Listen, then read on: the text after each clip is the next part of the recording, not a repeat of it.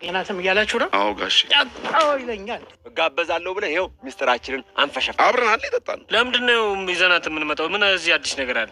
እማይ እኔ አጮብኝ እማይ አንቺ ደነስ በዚህ ጀበና ናትሽ እንዳልሽ እስካሁን በአንቺ ምክንያት የሆንኩት ይበቃኛል። እንግዶች ላይ ነው ቤት የምትጠርጊው? እንደምኗ ጉድ ነሽ። አባዬ እህትሽ የት አለች? እህቴ ከጠፋሽ አንተ ጊዜዋ ስርዓት ይኖርሽ እሺ። ከዚህ በኋላ አንድ ቀን ብትወጪ አጋጭሻለሁ። አንቺ ተንከሲስ ምን አባሽ እያደረግሽ ነው? ከነጋ እኮ ደቂቆች አልፎታል። አባዬ እየመጣ ነው።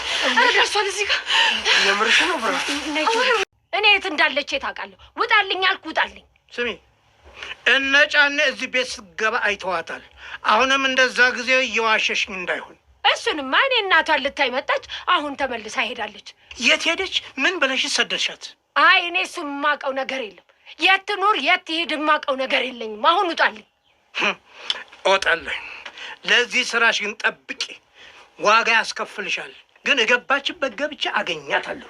ይውላይ ላንቺ እንጂ እድሜ ልክሽን የማትሻጭ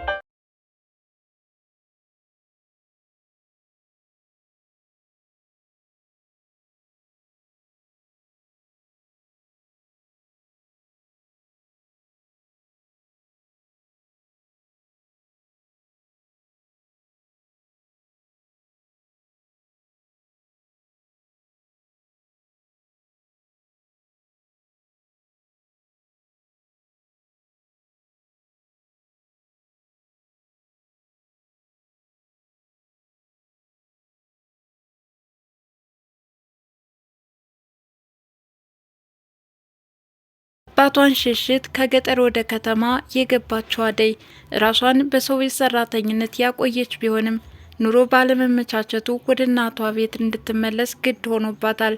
አሁን ከእናቷ ጋር ኑሯን እየቀጠለች ቢሆንም በነጫኔና በናለልኝ አማካኝነት ከእናቷ ጋር እንደምትኖር ወሬ ደርሷቸዋል።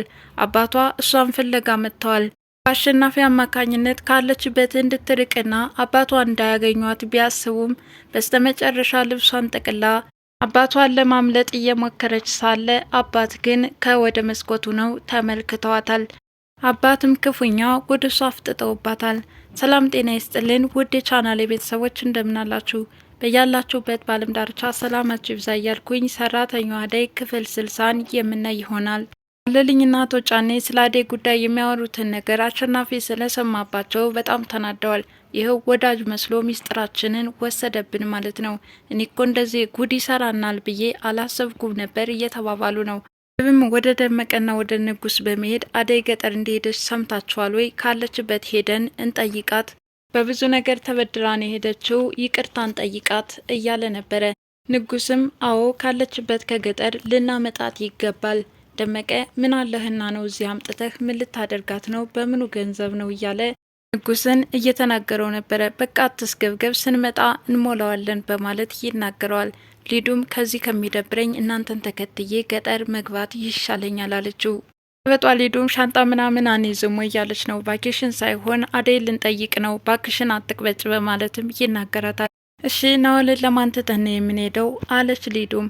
የዛን ሰይጣን ስም አታንሽብኝ፣ አሁን ጊዜ የለንም በማለት በቁጣ ይመልስላታል።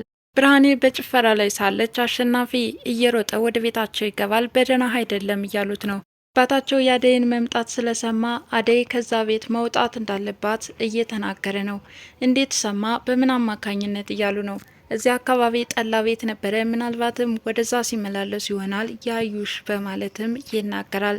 አሸናፊም የአደይ አባት እንደሚመጣ እርግጠኛ ሆኖ ነበር የነገራቸው። ምክንያቱም እሱ ነበር ያወራቸው ድምፁን ቀይሮ።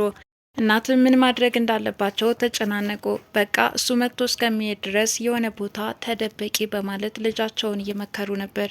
እናትም እንዳይርባቸው ምግብ አዘጋጅተው ወዲያውኑ መውጣት እንዳለባቸው እየመከሩ ነበረ።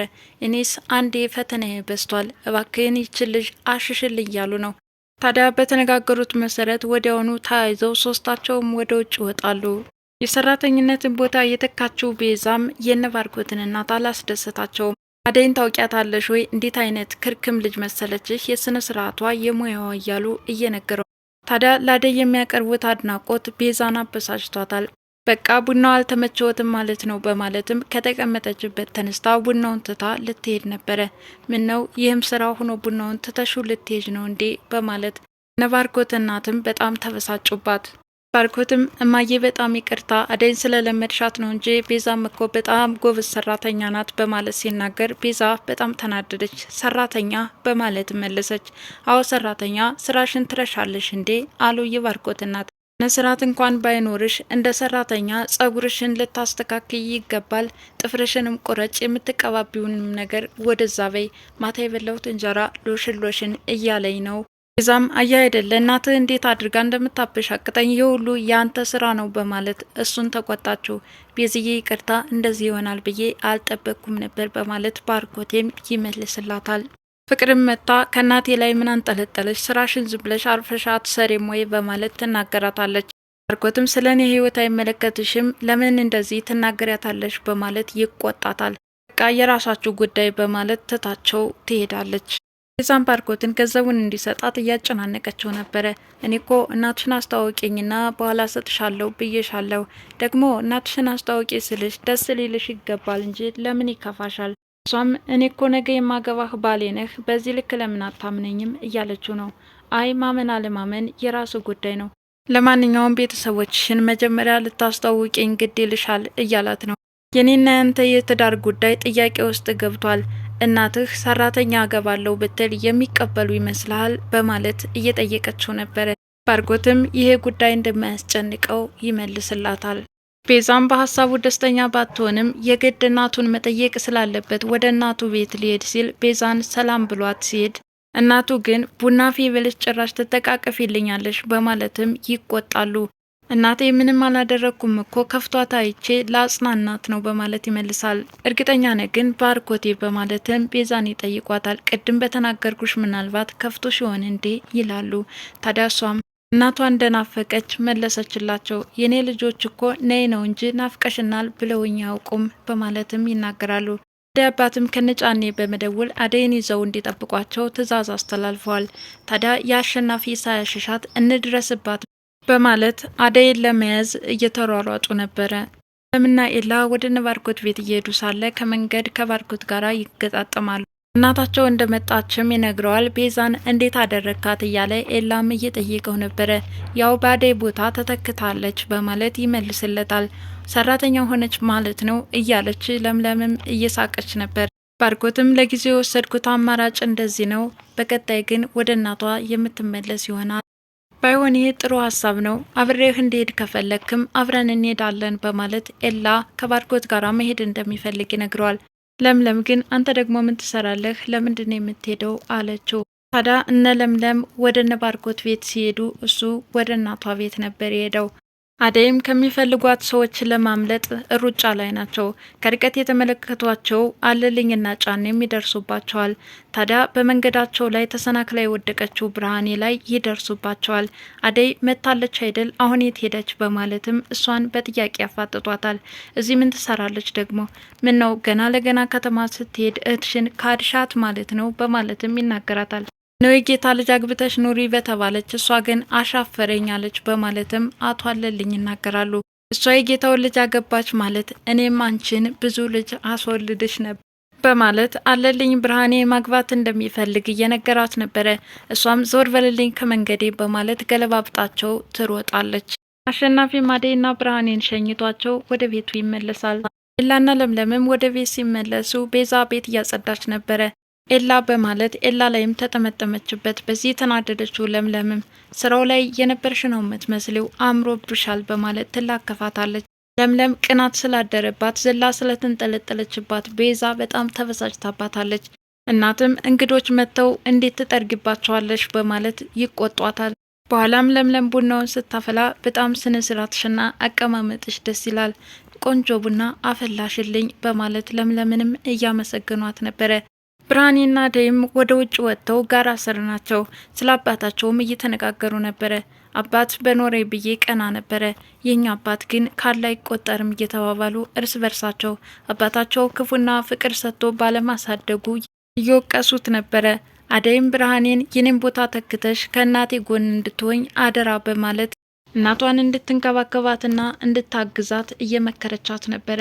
ብርሃኔም ሁልጊዜም ቢሆን ከእናቷ ጎን እንደምትሆን ቃል ትገባላታለች። አደይና ብርሃኔም እዛው ጋር ስር እንዳሉ አሸናፊ መጥ ጫኔና ልልኝ ወደ ቤታቸው ተመልሰዋል። እኛም ወደ ቤታችን እንመለስ በማለት ወደ ቤታቸው ይመለሳሉ። አባታቸውም ከና ልሊ ቤት ሄዶ ለምንድነው አደይን ይዛችሁ ጠብቆ ብያቸው አልነበረም እንዴት አላመጣችኋትም በማለት በቁጣና በብስጭት ይናገሯቸዋል። አሁንም አደይን ከገባችበት ገብታችሁ ካላመጣችሁ የሚጠብቃችሁን ዋጋ በኋላ ታያላችሁ፣ ከነዘር መንዝራችሁ አሳያችኋለሁ በማለት አባትም ይዝቱባቸዋል። እሺ ፈልገን እናመጣለን በማለት አለልኝና ጫኔም ቃል ይገባሉ። ድሟን ተከትላ ገጠር የገባቸው ሊዱም መንገዱ ከብዷት መኪናው ገጭ ገጭ ሲል በጣም አንገላቶኛል፣ ደክሞኛል፣ አንደርስም ወይ በማለት በየመንገዱ እየተቀመጠችባቸው ነው። ንጉስ አደይ ግን ይህን ሁሉ መንገድ ተጉዛ ነው እንዲመጣችው እያለ ነው። ደመቀ ዴቭ ግን አሁን አንተን ስታይ የምትመለስ ይመስልሃል በማለት እየጠየቀው ነበረ። እንደውም አደይ ወንድሜን ስታየውማ በጣም ደስ ይላት ይሆናል አለችው። ብቻ ሁለታቸው በዚህ መልኩ ጭቅጭቅ ይጀምራሉ። አሁን ደግሞ እዚህ መተን እንጨቃጨቅ እንዴ? አረባካችሁ ዝም በሉ፣ መሽቶብናል፣ መንገዳችን እንሄድ በማለት ሊዱን እያገዟትና እየደገፏት የጀመሩትን ጉዞ ይቀጥላሉ። የሰራተኝነትን ቦታ የተካችው ቤዛም ከፍቅር ጋር ሰቅና እንቆነዋል። ተነሽ መኝታ ክፍሉን ላጸዳ ነው ብትላትም ዞርቤል ልልተኛበት ሌላውን ስሪ በማለት በትክክልም ሰራተኛ አድርጋ እያሽከረከረቻት ትገኛለች። እሺ ካንቺ የማወራረደው ሂሳብ አለኝ ብላታለች። ቤዛም አድርጎትም የቤዛን እናት ለመጠየቅና ያለውን ሁኔታ ለማጣራት ቤታቸው በር ላይ ሆኖ ለእናትሽ እንደምመጣ ነግረሻቸዋል ወይ በማለት እየጠየቃት ቢሆንም እሷ ግን እንዳልተናገረች ነበረ የመለሰችለት። እና አደይም አባታቸው ስለመጣባቸው ሽብር ውስጥ ሆነዋል። ምንድነው የምናደርገው ቢመጣብን እያሉ ነው። እናት አሸናፊ ቶሎ መውጣት ይኖርብናል ሳይደርሱብን በማለት ተያይዘው ሊወጡ ሲሉ አባት እንደደረሰባቸው ብርሃንም በድንጋጤ ትናገራለች። ምንም እንኳን ሴኮንዶች ልዩነት ቢኖርም አደይን ማስመለጥ ችለዋል። እነሱ ላይ ግን ደርሶባቸዋል አባት። ሁላቸውም በድንጋጤ የሚይዙት የሚጨብጡት አጥተዋል። የሚመልሱትም ግራ ገብቷቸዋል። በተለይ አሸናፊ ጋሼ እንዴት መጣህ እያሉት ነው። አባትም መርበትበታቸውን አይቶ እህትሽ የት ሄደች በማለትም ብርሃኔን ያፋጥጧታል። እህትሽ የት ናት ያለችው በማለትም በጥያቄ ያጣድፏታል። ብርሃኔም እህቴ እኮ እዚህ የለችም በማለት ብትመልስላቸውም እሳቸው ግን ሊያምኗት አልቻሉም። እሺ እኔን መዋሸት አይሰለችሽም? እናትሽ የታለች በማለት ይጮሃሉ። እናትም ከተደበቁበት ወጥተው ምን ፈልገው ነው በማለት ይመልሳሉ። አንቺን ማማን ይፈልግሻል፣ የታደረግሻት በማለት እያፋጠጡ ነው።